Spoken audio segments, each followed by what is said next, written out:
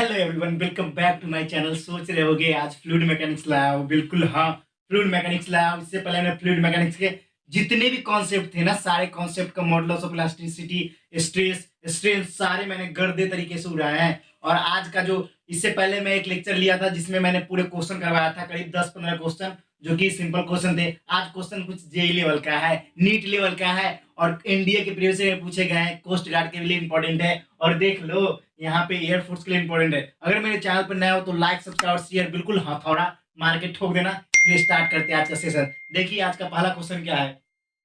पहला क्वेश्चन है the Young coefficient of elasticity. Young modulus of elasticity बोलो या कॉफिशिएंट ऑफ इलास्टिसिटी, दोनों सेम है, टेंशन नहीं लेने का, दोनों सेम है।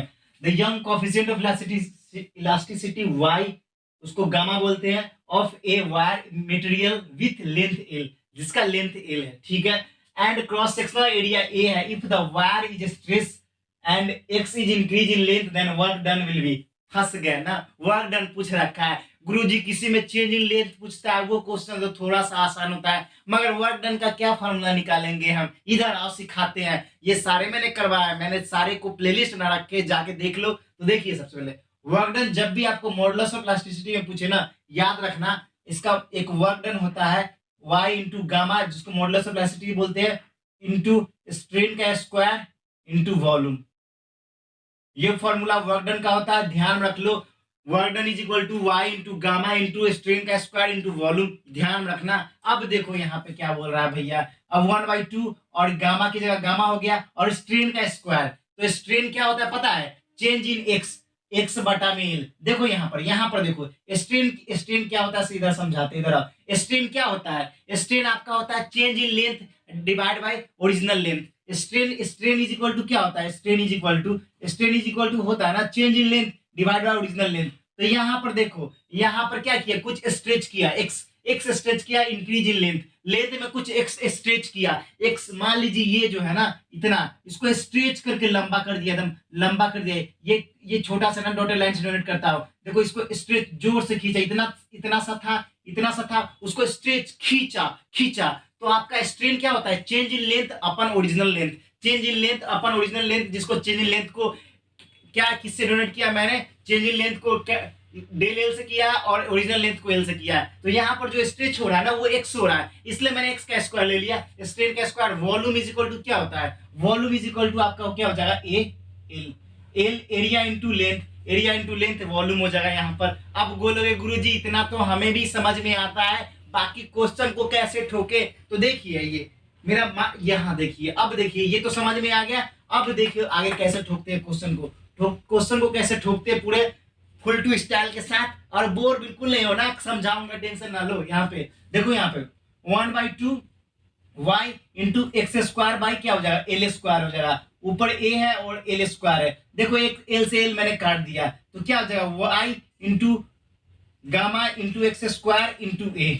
अब देखो ऑप्शन में देखो आपको ऑप्शन कौन सा ऑप्शन लग रहा है, जल्दी से बताओ। ऐसे ऐसे क्वेश्चन को ऐसे रद्दी उड़ाएंगे, मेरे बोर्ड छोटे हैं ना दोस्त, मैं तो इतने क्वेश्चन करवाता हूँ ना, आप खुद कंफ्यूज आते हैं। और टेंशन ना लो, लाइव क्लास चलाऊंगा, लाइव ठोकेंगे साथ मिलकर, लाइव क्लास चलाऊंगा, उसमें आपको फुल टू अच्छे अच्छे कॉन्सेप्ट लाऊंगा। वो थोड़े से बार बार पिक्चर जब भी लाइव करता हूँ तो थोड़े नेट कभी कभी लाइन कट जाती है, इस वजह से उस प्रॉब्लम को सॉल्व कर लूंगा ना 5-6 दिन में, उसका करेंगे लाइव क्लास और फुल ठोकेंगे सारे क्वेश्चन को। तो देख लो यहाँ 1/2 omega x square A L, तो वर्क डन किस में दे रखा है भैया, ए में दे रखा है, टिक मारो ना। और जय महाकाल, सोच रहे हैं ना क्वेश्चन को उड़ाएंगे पूरा फुल टू अपने स्टाइल में, और कोई क्वेश्चन नहीं बचने वाला। ये क्वेश्चन इसको भी 2 सेकेंड में सॉल्व करवा सकता हूँ, मगर आपको बता इसलिए पता हो, ऐसे ऐसे क्वेश्चन को आप तो देख के मुझबानी टिक मार सकते हो, थोड़ा सा भी कॉन्सेप्ट पता हो तो। देखो अब दूसरा क्वेश्चन पे आते हैं, दूसरा क्वेश्चन को कैसे उड़ाते हैं, इसको आपने नोट डाउन कर लिया क्वेश्चन नंबर 1 को। अब क्वेश्चन नंबर 2 पे आते हैं, क्वेश्चन नंबर 2 को भी उड़ाना है मेरे दोस्त। देखो क्वेश्चन नंबर 2 पर, 2 wire A and B are made of same material, दोनों सेम मटेरियल से बना है, ठीक है ना। A and B have a ratio 1:2 in length, 1:2 length में है, एंड 2:1 इन डायमीटर, डायमीटर में 2:1 का है। The ratio of increase in length of A will be given when both stretch equal weight, दोनों इक्वल वेट स्ट्रेच कर रहे हैं, दोनों इक्वल स्ट्रेच कर रहे हैं, और आपका जो लेंथ का जो रेशियो है 1:2 है। तो इधर आइए, यहां पर समझिए लेंथ का रेशियो L1/L2 क्या है, 1/2 है, जिसको हम बोल सकते हैं 1/1/2। और उसके बाद डायमीटर का रेशियो क्या है, यहाँ पर देखो डायमीटर d1/d2 क्या है आपका, d1/d2 क्या कितना रेशियो है, 2:1, मतलब 2:1 है, ठीक है ना। ये आपका लेंथ डायमीटर। अब बोल रहा है क्या, ratio change in length A and B will be, मतलब चेंज इन लेंथ क्या होगा, मतलब कि change in length L1 divide by change in length L2 is equal to what, ये आपसे पूछ रहा है। अब गर्दा नहीं छुड़ा देंगे, इस क्वेश्चन को पूरे ठोक देंगे सीधा, टेंशन ना लो। और नए हो ना तो चैनल को सब्सक्राइब लाइक्स बिल्कुल ठोक के आना, और दोस्तों का शेयर करना। देखो कैसे तार के साथ पढ़ाता हूँ, अरे पुष्पा डरने का नहीं, सारे क्वेश्चन जितने भी टफ होंगे उसको भी उड़ा देंगे। तो देखिए अब इतना तो समझ में आ गया, ऊपर वाले को इरेज करता हूँ, ठीक है ना, ऊपर वाले को इरेज करता हूँ, उसके बाद आपको समझाता हूँ। देखिए कैसे स्टार्डम के साथ, खतरनाक तरीके के साथ। तो देखिए सबसे पहले चेंज इन लेंथ हम लोग पढ़े क्या, चेंज इन लेंथ पढ़े FL गुरुजी हाँ पढ़े हैं, हम भी गुरुजी पढ़े हैं। L1 यहाँ पर ले लो, और क्या है पहला का हो गया, और दूसरा क्या हो जाएगा, तो देखो अब FL है, या L1 की बात करो, L1 ले लो, एरिया A1 है तो A1 ले लेगा, मॉडुलस ऑफ इलास्टिसिटी को ऐसे ही छोड़ेंगे क्योंकि कांस्टेंट होता है, ठीक है ना। और वहां पर स्ट्रेच इक्वल वेट लग रहा है, ठीक है ना। तो देखो यहाँ पर इधर आओ देखो, अब एरिया क्या है, एरिया जब भी निकाला तो π/4 और R² होता है, R²। यहाँ पर डायमीटर कितना दे रखा है, d1d2, तो उसको R1 R2 में कन्वर्ट करना होगा, चाहे d1 का स्क्वायर कर लो, क्या दिक्कत है, कोई टेंशन ना है। देखो यहाँ पर d1 का स्क्वायर कर लो, d1 का स्क्वायर कर लो, ठीक है ना। और ई की वैल्यू क्या रखी है, ई की वैल्यू कुछ नहीं है, ये पहले के लिए हो गया। दूसरा के देखियो, दूसरा का देखो आपको क्या दे रखा है, FL2A2E, ठीक है ना। इसके क्या हो जाएगा FL2, और क्या हो जाएगा आपका π/4, और D2 का स्क्वायर इंटू ये हो जाएगा, ये सेकंड का हो गया। अब मैं इसको नीचे को इरेज करता हूँ, क्वेश्चन भी तो सॉल्व करवाना है ना, क्वेश्चन भी तो सॉल्व करवाना है ना। क्वेश्चन नंबर 2 है। अब देखो ध्यान से, L1 L2 की वैल्यू क्या दे रखी है, देखो पहला इक्वेशन फर्स्ट में पुट करते हैं, इक्वेशन फर्स्ट में देखो, L1 की वैल्यू क्या दे रखी है, 1:2 दे रखी है। तो अब देखो यहाँ पर, देखो यहाँ पर अब कटाई छटाई पूरा फुल चलेगा, टेंशन ना लो, कटाई छटाई बिल्कुल फुल चलेगा। L1/L2 क्या है, L1/L2 क्या है आपका, L1/L2 क्या है आपका, L1/L2 है 1:2 है, और D1/D2 क्या है आपका 2:1 है, ठीक है ना। यहाँ पे लिख दिए हैं। अब देखो यहाँ पर, अब देखो L1/L2 चेक करते हैं, ठीक है ना। अब फोर्स यहाँ पर इक्वल स्ट्रेच हो रहा है ना, इक्वल वेट, तो फोर्स भी सेम लगेगा, इसलिए फोर्स को मैंने F1 नहीं लिखा, ठीक है ना।